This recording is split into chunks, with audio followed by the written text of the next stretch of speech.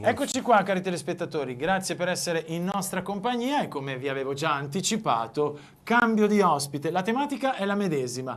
Alfredo Zannini, presidente Unicef Regione Veneto. Grazie di essere qua. Grazie a voi. C'è qualche inesattezza? Ho detto tutto bene? Tutto bene, perfetto. grazie, sì, perfetto. Allora, un mondo a misura di bambino è possibile? Noi stiamo dibattendo su questa tematica, su questo sogno e velocemente voglio spendere due parole. Dice che è Unicef, Fondo delle Nazioni Unite per l'infanzia. È un'agenzia delle Nazioni Unite fondata l'11 dicembre del 1946 per aiutare i bimbi vittime della Seconda Guerra Mondiale. Non solo, anche le mamme, logicamente. L'Unicef, con sede centrale a New York, è presente in 158 paesi e si occupa appunto di assistenza umanitaria per i bambini e le loro madri, come rimarcavo, in tutto il mondo, principalmente nei paesi in via di sviluppo. I bambini e i ragazzi sotto i 15 anni sono circa 2 milioni nel mondo. L'Unicef è finanziato con contributi volontari di paesi, governi e privati e ha ricevuto nel 65 il premio Nobel per la pace. Sì. Insomma, un piccolo cappello introduttivo per far capire l'importanza di questa agenzia. Infatti, prego. sostanzialmente l'Unicef è nata appena finita la guerra proprio per aiutare l'Europa e soprattutto l'Italia. Tutti, per esempio, i reparti pediatrici degli ospedali furono fatti all'epoca con l'aiuto dell'Unicef, la distribuzione del latte, di cibo, di cose, e dopo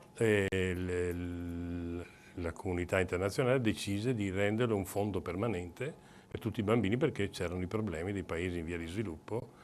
L'Italia e tutti i paesi europei cominciavano a svilupparsi, ma però c'erano tanti bambini. Tanto è vero, io ho cominciato 35 anni fa, lei diceva se si può fare un mondo a misura di bambini, è quello per cui noi lavoriamo. Cerchiamo di creare una società amica dei bambini che sia veramente, ma non solo per i bambini, ma con loro, perché crediamo molto anche nella partecipazione dei bambini. Ed è questa una cosa molto importante. Noi prima ci siamo focalizzati insomma su alcune problematiche con delle esperte.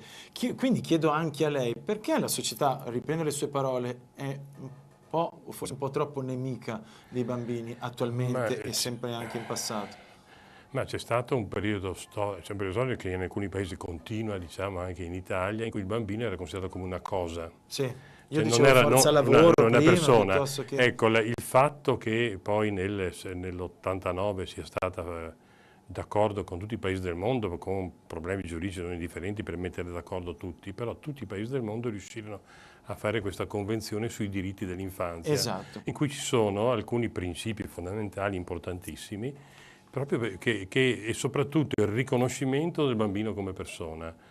La pedagogia, passiamo alla Montessori, soprattutto anche quelle italiane, eccetera, che hanno cominciato già da tempo, avevano già cominciato da tempo a fare un discorso di questo tipo, soltanto che poi la società civile, non so, i nostri nonni, i nostri padri, dice tasiti che non ti sa niente, no? Perché proprio era la frase tipica, perché il bambino non doveva parlare, non doveva dire nulla. Individuo, questo è cambiato, è diventato individuo della società. Dopo pian pianino c'è stato questo discorso culturale, dopo è stato recepito come diritto e adesso noi abbiamo esperienze di partecipazione dei bambini addirittura nell'urbanistica, cioè, non so, anche in un comune come il comune di Spinea nel Veneto qualche anno fa, progettarono insieme con i bambini, di tutti i bambini delle scuole, un giardino. E allora, cioè, ascoltando le loro esigenze, perché noi siamo, naturalmente c'è l'architetto che... Siamo adulti, che ne capiamo? Oppure c'è il comune di Mirandola, abbiamo fatto proprio una mostra alla Biennale di Venezia di architettura 4 anni fa, proprio mostrando il plastico di queste case fatte e disegnate dai bambini. Ma no, addirittura il garage con la bocca, no, con gli occhi, tanto per dire, no? Però una cosa bellissima che funziona e c'è, basta andarla a vedere, insomma, tanto per dire. Ecco, sono esperienze in tutto il mondo di questo tipo. Cioè i bambini hanno la possibilità di essere sentiti e bisogna sentirli. È uno dei principi fondamentali della Convenzione è quello dell'ascolto dei bambini. E perché questa necessità e perché bisogna ascoltarli, insomma, potrebbero cambiare e migliorare il mondo? Credo di sì. Noi crediamo che partendo dai bambini si possa costruire una società migliore. Allora, c'è una canzone che io adoro, è di Demis Rousseau, Un mondo di uomini e bambini. E c'è una frase che mi piace particolarmente che dice pensa a un mondo di uomini e bambini, le bugie non esisterebbero più. Pensa poi, se parlassi, perché sono un po' due tematiche che amo, agli animali, quante cose impareresti tu. Sì.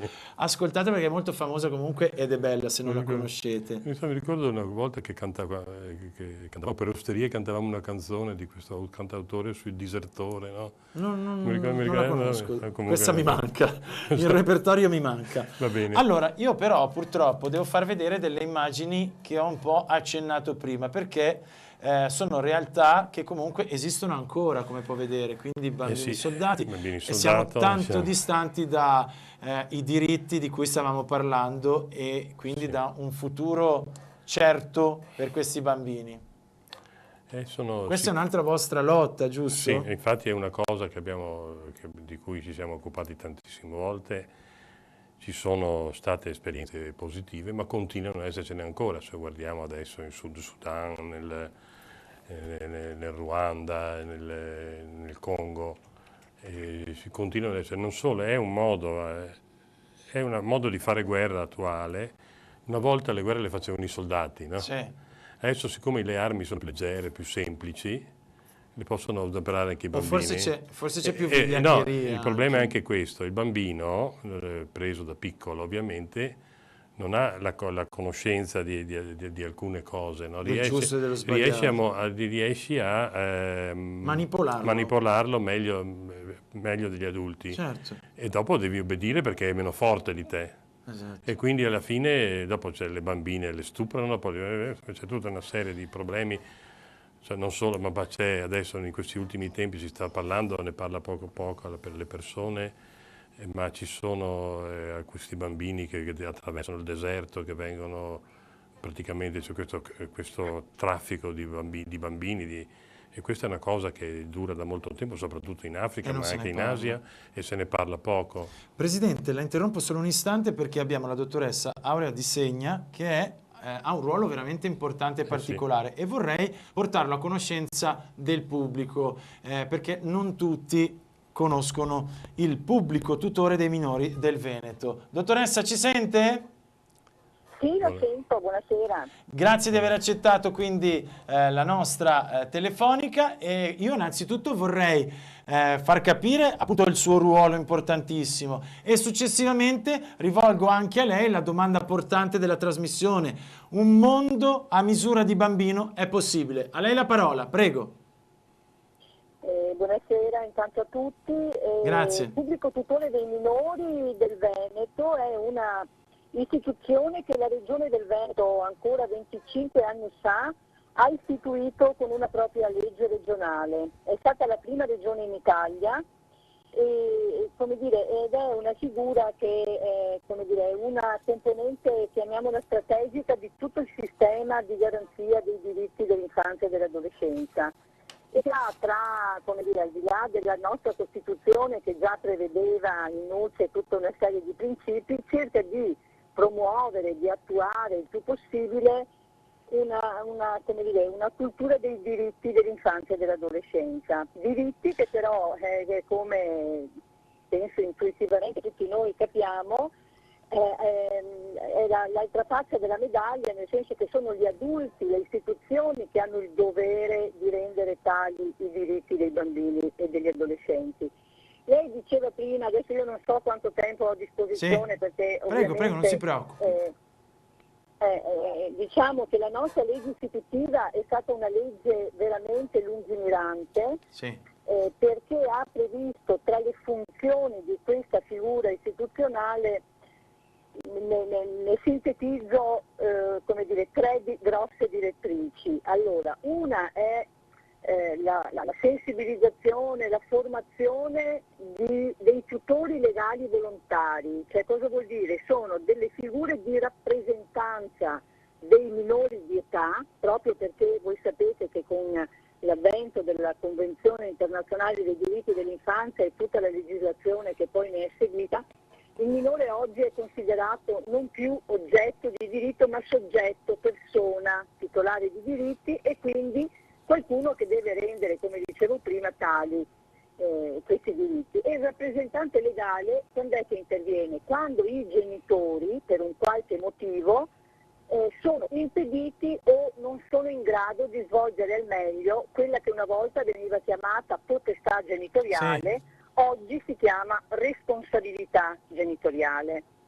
E quindi ecco, pensate che noi da un progetto che è nato 10 anni fa abbiamo nella nostra regione questo sistema molto articolato che ha coinvolto le autorità giudiziarie, dei tribunali ordinari, del tribunale per i minorenni, i servizi del territorio, le conferenze dei sindaci, le aziende sociosanitarie, ha consentito di avere una banca dati che gestiamo noi direttamente di più di 1200 persone in Veneto che hanno fatto un corso di formazione ovviamente, no? E che danno gratuitamente la propria disponibilità per seguire appunto queste rappresentanze legali di minori di età. In particolare pensate che circa 300 all'anno sono le richieste che ci pervengono, circa la metà riguardano minori ci aiuti stranieri non però accompagnati. perché è un discorso molto tecnico. Che tipo di richieste avvengono? Che tipo di intervento insomma dovete supportare? Nel senso, io immagino una famiglia che magari in crisi, magari è separata, non riesce più a comunicare, non riesce appunto a avere quella genitorialità di cui lei parlava, e quindi voi vi mettete, diciamo, come garante in mezzo? Allora, su questo noi la garanzia che possiamo dare qual è? È di assicurare da una parte i cittadini che si rivolgono a noi, ma a volte nella maggior parte dei casi sono i servizi che si rivolgono a noi per consulenza, per un'attività di supporto, di orientamento, proprio per, come dire, per verificare che le istituzioni abbiano svolto bene il proprio ruolo, tant'è che un grosso lavoro che ha impegnato l'ufficio di cui io sono titolare è proprio di far fare rete a tutte le istituzioni. Ho capito. Penso proprio alle autorità giudiziarie, no? I servizi con le quali abbiamo condiviso per esempio delle linee guida, dei documenti importanti, abbiamo coinvolto la scuola, proprio per rendere il più possibile consapevoli tutti di quelli che sono, appunto, lei prima parlava di coppie separate, no? Oggi questo è un problema, un fenomeno veramente preoccupante, diffuso, molto diffuso. Mentre la separazione ovviamente è accettabile, nel senso che una coppia decide di separarsi, ma il problema grosso è che molte coppie non riescono a svolgere al meglio il ruolo di genitore che comunque loro spetta, no? E quindi ci sono delle conflittualità che stritolano, che schiacciano veramente i diritti dei bambini, e di questo io sono veramente molto preoccupata, perché è un fenomeno che è in continua come dire, ascesa, in continuo crescendo. Dottoressa, proprio sintetica, le chiedo, è possibile questo mondo a misura di bambini? E poi la ringrazio salutandola.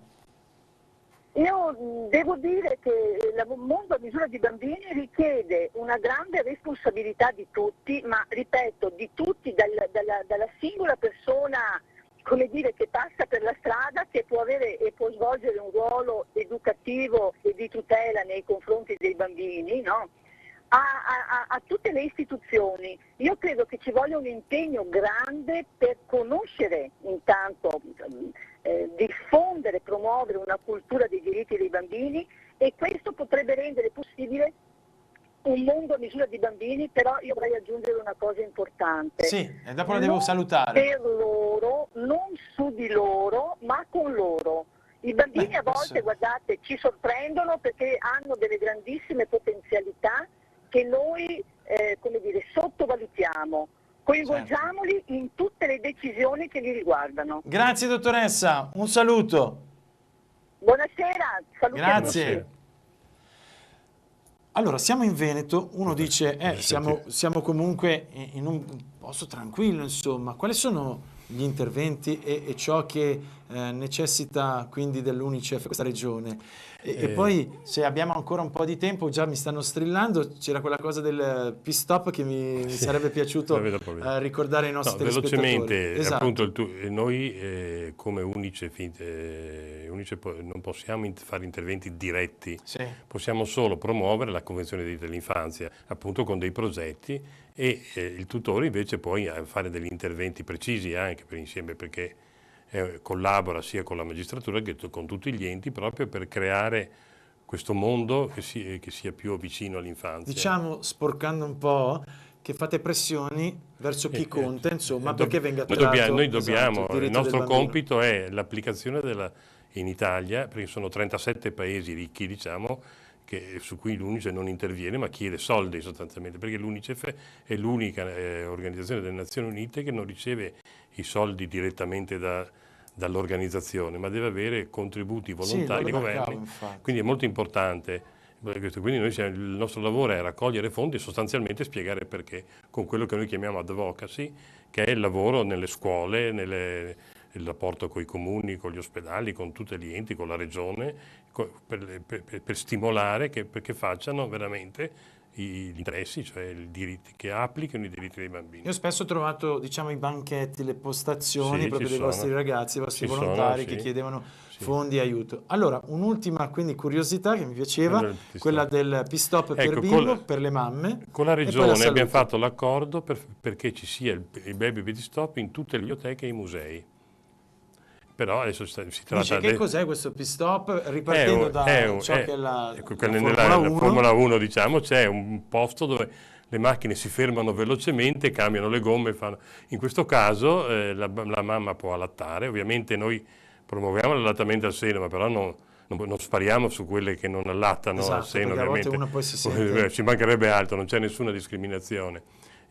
Bisogna sapere, perché come tutti dicono anche i pediatri, che l'allattamento al seno è una cosa importantissima ed fa anche risparmiare la sanità sostanzialmente, e poi si risparmia. Adesso non so, bisogna solo però insegnare alle mamme di nuovo ad allattare. C'è questo tipo di rapporto che noi stiamo facendo, c'è l'ospedale di Bassano, l'ospedale di Bussolengo, mi pare che adesso anche l'ospedale di Vicenza si stia avendo, perché dopo c'è anche Padova, perché conosco bene. Padova sta facendo, però non ha ancora avuto però c'è una dottoressa, una certa Dalla Barba, che Beatrice è specialista su ma questa infatti tematica. Fa parte anche del gruppo di